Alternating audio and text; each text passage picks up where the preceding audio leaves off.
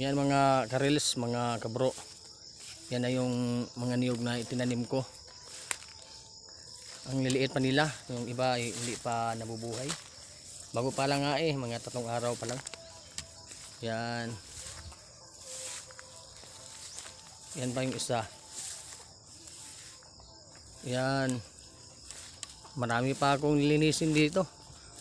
Patay na dahon ng saging, mga maging, damo. Yung tawag namin dito na ito pa isa na may isang saging pa. Andun pa oh. Ang tawag ba dito ng dahon na ito? Parang nasa ano namin sa aming lupain. Parang ano sa tawag sa Bisaya hagunoy. Ito po, may isa pa dito. Pasal ko kayo sa lupain. Yan, isa pa. Kukunin ko pa itong mga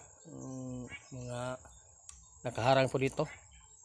Tapos ko na ito, tapos ko na itong nililisan tapos mabubuo na uli. Ito na yung iba oh. Tataas na. Yan. Yan.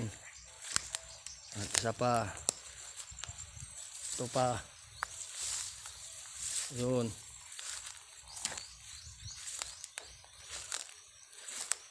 At salamat sa Panginoon din.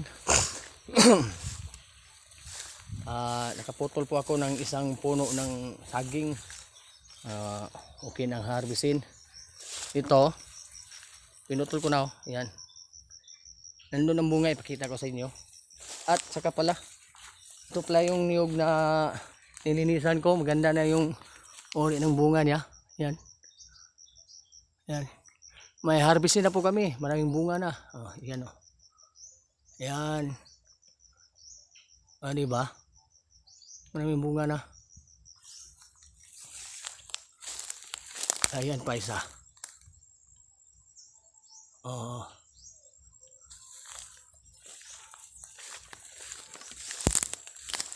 Yan, yung tinanim ko.